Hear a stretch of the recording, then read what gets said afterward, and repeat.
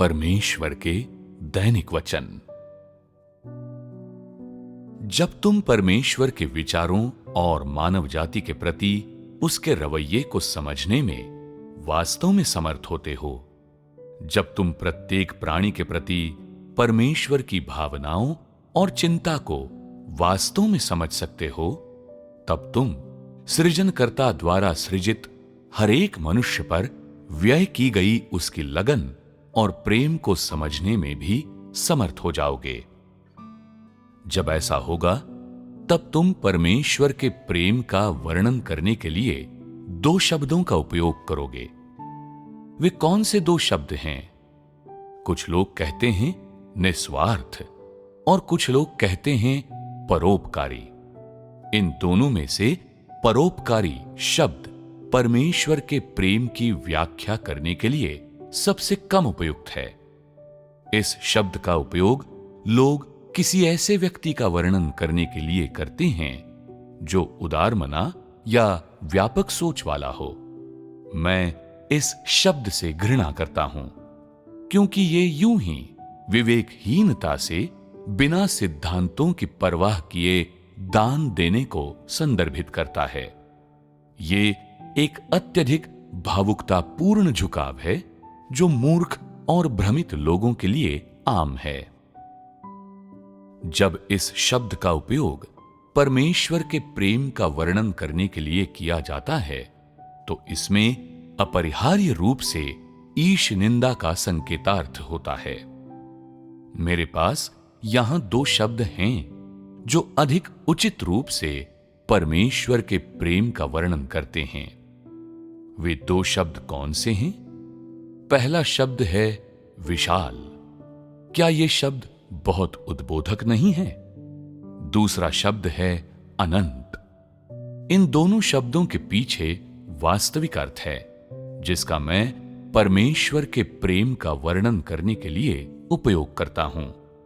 शब्दशाह लेने पर विशाल शब्द किसी चीज की मात्रा और क्षमता का वर्णन करता है, पर वो चीज कितनी ही बड़ी क्यों न हो, वो ऐसी होती है जिसे लोग छू और देख सकते हैं। ऐसा इसलिए है क्योंकि वो मौजूद है। वो कोई अमूर्त चीज नहीं है, बल्कि ऐसी चीज है जो लोगों को अपेक्षाकृत सटीक और व्यावहारिक रूप में विचार दे सकती है।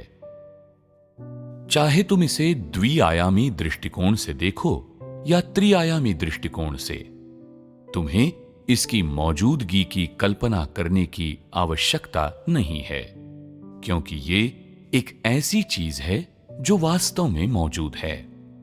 यद्यपि परमेश्वर के प्रेम का वर्णन करने के लिए विशाल शब्द का उपयोग करना उसके प्रेम का परिमाण निर्धारित करने का प्रयास लग सकता है, किंतु ये इस बात का एहसास भी देता है कि उसके प्रेम का परिमाण निर्धारित नहीं किया जा सकता। मैं कहता हूं कि परमेश्वर के प्रेम का परिमाण निर्धारित किया जा सकता है, क्योंकि उसका प्रेम खोखला नहीं है और न ही वो कोई किंवदंती है, बल्कि वो एक ऐसी चीज है जिसे परमेश्वर द्वारा शासित सभी प्राणियों द्वारा साझा किया जाता है। ऐसी चीज जिसका सभी प्राणियों द्वारा विभिन्न मात्राओं में और विभिन्न परिप्रेक्ष्यों से आनंद लिया जाता है। यद्यपि लोग उसे देख या छू नहीं सकते, फिर भी ये प्रेम सभी के जीवन में थोड़ा थोड़ा प्रकट होकर उनके लिए पोषण और जीवन लाता है, और वे हर क्षण परमेश्वर के जिस प्रेम का आनंद लेते हैं, उसे गिनते और उसकी गवाही देते हैं। मैं कहता हूं कि परमेश्वर के प्रेम का परिमाण निर्धारित नहीं किया जा सकता, क्योंकि परमेश्वर द्वारा सभी चीजों का भरण पोषण और पालन पोषण करने का रहस्य ऐसी चीज है जिसकी थाह पाना मनुष्यों के लिए कठिन है, और ऐसे ही सभी चीजों के लिए और विशेष रूप से मानव जाति के लिए परमेश्वर के विचार हैं। अर्थात परमेश्वर द्वारा मानव जाति के लिए बहाए गए लहू और आंसुओं को कोई नहीं जानता। उस मानव जाति के लिए सृजनकर्ता के प्रेम की गहराई और वजन को कोई नहीं बूझ सकता, कोई नहीं समझ सकता, जिसे उसने अपने हाथों से बनाया है। परमेश्वर के प्रेम को विशाल बताना, उसके अस्तित्व के विस्तार और सच्चाई को समझने बूझने में लोगों की सहायता करना है। ये इसलिए भी है ताकि लोग सृजनकर्ता शब्द के वास्तविक अर्थ को अधिक गहराई से समझ सकें और ताकि लोग सृष्टि नाम के सच्चे अर्थ की एक गहरी समझ प्राप्त कर सकें। अनंत शब्द आमतौर पर किस चीज का वर्णन करता है? यह सामान्यतः महासागर या ब्रह्मांड के लिए प्रयुक्त होता है, जैसे अनंत ब्रह्मांड या अनंत महासागर। ब्रह्मांड की व्यापकता और शांत गहराई मनुष्य की समझ से परे है। वो ऐसी चीज है जो मनुष्य की कल्पना को पकड़ लेती है, जिसके प्रति वे बहुत प्रशंसा महसूस करते हैं। उसका रहस्य और गहराई दृष्टि के भीतर हैं, किंतु पहुंच से बाहर हैं। जब तुम महासागर के बारे में सोचते हो तो तुम उसके विस्तार के बारे में सोचते हो। वो असीम दिखाई देता है और तुम उसकी रहस्यमयता और चीजों को धारण करने की उसकी महान क्षमता महसूस कर सकते हो।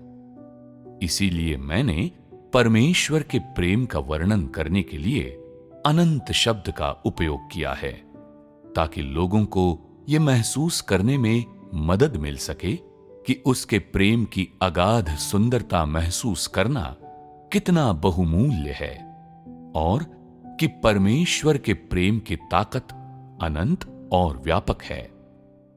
मैंने इस शब्द का प्रयोग लोगों को परमेश्वर के प्रेम की पवित्रता और उसके प्रेम के माध्यम से प्रकट होने वाली उसकी गरिमा और अनुल्लंघनीयता महसूस करने में सहायता करने के लिए किया। अब क्या तुम लोगों को लगता है कि परमेश्वर के प्रेम का वर्णन करने के लिए अनंत एक उपयुक्त शब्द है? क्या परमेश्वर के प्रेम का मापन इन दो शब्दों विशाल और अनंत से हो जाता है? पूर्ण रूप से। मानवीय भाषा में केवल ये दो शब्द ही कुछ उपयुक्त और परमेश्वर के प्रेम का वर्णन करने के अपेक्षाकृत करीब हैं। क्या तुम लोगों को ऐसा नहीं लगता? यदि मैं तुम लोगों से परमेश्वर के प्रेम का वर्णन करवाता, तो क्या तुम लोग इन दो शब्दों का उपयोग करते? बहुत संभव है कि तुम लोग न करते, क्योंकि परमेश्वर के प्रेम की तुम लोगों की समझ-बूझ एक द्विआयामी परिप्रेक्ष्य तक ही सीमित है और वो त्रिआयामी स्तर की ऊंचाई तक नहीं पहुंची है। इसलिए यदि मैं तुम लोगों से परमेश्वर के प्रेम का वर्णन करवाता, तो तुम लोगों को लगता कि तुम्हारे पास शब्दों का अभाव है, या शायद तुम लोग अवाक भी रह जाते। आज जिन दो शब्दों के बारे में मैंने बात की है, उन्हें समझना तुम लोगों के लिए कठिन हो सकता है, या शायद तुम लोग उनसे सहमत ही न हो। यह केवल यही दर्शाता है कि परमेश्वर के प्रेम के बारे में तुम लोगों की समझ-बूझ सतही और एक संकीर्ण दायरे तक सीमित है। मैंने पहले कहा है कि परमेश्वर निस्वार्थ है। तुम लोगों को यह शब्द निस्वार्थ याद है। क्या ऐसा हो सकता है कि परमेश्वर के प्रेम का केवल निस्वार्थ के रूप में वर्णन किया जा सकता हो? क्या यह बहुत संकीर्ण दायरा नहीं है? तुम लोगों को इस मुद्दे पर और अधिक चिंतन करना चाहिए, ताकि तुम इससे कुछ प्राप्त कर सको।